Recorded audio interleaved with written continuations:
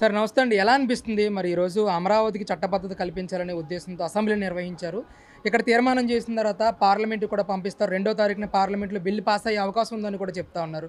అమరావతి ప్రాంత రైతుగా ఎలా అనిపిస్తుంది ఈరోజు? ఈరోజు ఒక పండగ వాతావరణం అండి చెప్పాలంటే.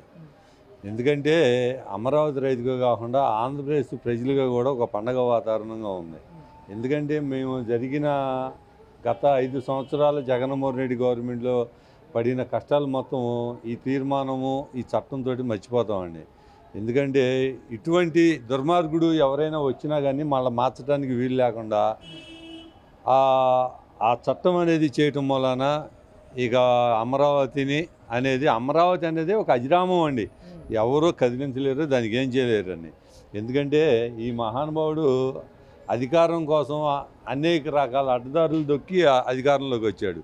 ఆ రోజు ఏం చెప్పాడు అధికారంలోకి వచ్చేటప్పుడు?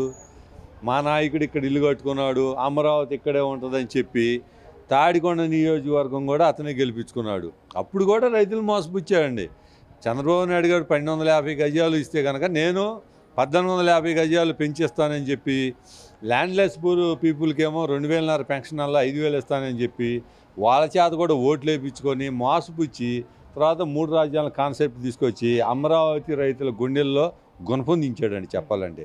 ఆయన చేసిన అరాచకం ఇట్లా కాదండి. అంటే ఈరోజు ఈ తీర్మానానికి ఆయన హాజరవ్వకపోవడాన్ని ఎలా అర్థం చేసుకోవచ్చు అంటారు? అసలు హాజరవడం అసలు అది కాదండి. నిన్న గవర్నర్ గారి దగ్గరికి పోయి నోటిఫికేషన్ వచ్చింది అనగానే బెంగళూరు వెళ్ళిపోయాడు. అంత వెళ్ళిపోవాల్సిన అవసరం ఏముందండి? అసలు వాళ్ళకి కూడా 2 నాలుకలు దూరనియండి.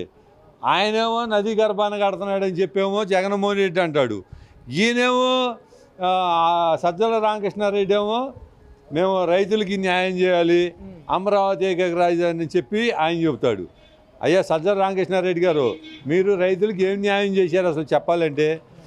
రైతులకి అసలు మీరు ఎన్ని నష్టాలు గురి చేశారు? కోర్టు చెప్పినా కానీ కనీసం కౌళ్ళు 2 సంవత్సరాలు కౌళ్ళు కూడా వేయలా. అమరావతిని విచ్ఛిన్నం చేశారు. రోడ్లు దోమకెళ్ళారా, పైపులుగా చేశారా, ఇనువుగా చేశారా, మళ్ళీ పోతే ఇసుక కానీ మట్టి కానీ అనేక రకాలుగా ఆగం చేశారు. అమరావతి ముంచాలని కూడా ఎన్నో కుట్రలు చేశారు మీరు. పాలవాగు కానీ కొండవీడి వాగు కానీ కనీసం పూడికి తీది కాదు, కనీసం పొక్కలను పెట్టి వచ్చి మట్టి కూడా తీయలేదు. మీరు అనేక రకాలుగా ఎన్ని రకాలుగా అక్రమాలు అరాచకం చేయాలో అన్ని రకాలు చేశారు. ఒక మంత్రి అంటాడు ఇది ఎడారి అంటాడు, ఒకడేమో ఇది పన్నులు తీరుతుంది అంటాడు, ఒకడు శ్మశానం అంటాడు, అనేక రకాలుగా ఇది పల ప్రాంతం అంటాడు, ఇది మునిగిపోయిద్ది అంటాడు, అమరావతిలో బిల్డింగులు నిలబడడం అంటాడు. ఇన్ని రకాలుగా మమ్మల్ని ఒక రకం కాదులేండి, దినదిన గణంగా 5 సంవత్సరాలు ఎన్నో బాధలు పడ్డాము.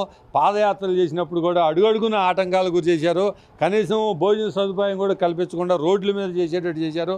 మహిళలు కనీసంగా టాయిలెట్లు వెళ్ళడానికి కూడా బయో టాయిలెట్లు కూడా రానియకుండా వాళ్ళను కూడా అనేక రకాలుగా హింసకు గురి చేశాడు. వాళ్ళ మహిళల ఉసురికే నీకు 11 సీట్లతో అయింది. అది చెప్పాలంటేనండి, ఇవాళ 11వ తారీఖు 11 మంది ఇవాళ అసెంబ్లీ సమావేశాలకు రావాలి. మరి వాళ్ళు వస్తే మరి అమరావతి మీద అనుకూలంగా ఉంటే కనుక మరి రావాలి అసెంబ్లీకి. వాళ్ళు ఎందుకు రాలా? ఇదంతా నాటకం అండి. అంటే ఇంకా 3 రాజధానులకే కట్టుబడి ఉన్నారంటారా వైసీపీ? అసలు జగన్మోహన్ రెడ్డి గారికి అమరావతి అనేది పేరు తెలుసుకోవడం ఆయనకి ఇష్టం లేదండి. అటుంటాడు ఎట్లా వస్తాడు? ఏ రకంగా వస్తాడు? అసలు అతను నమ్మే పరిస్థితి లేదు. అమరావతి రైతులుగా కాదు, ఆంధ్రప్రదేశ్ ప్రజలే ఆయన నమ్మరేక. ఆయన చెప్పే మాటలు మొత్తం ఒట్టి మాటలే, ఆయన చేసే పనులు మొత్తం అరాచకం తప్పితే అభివృద్ధి అనేది లేదండి.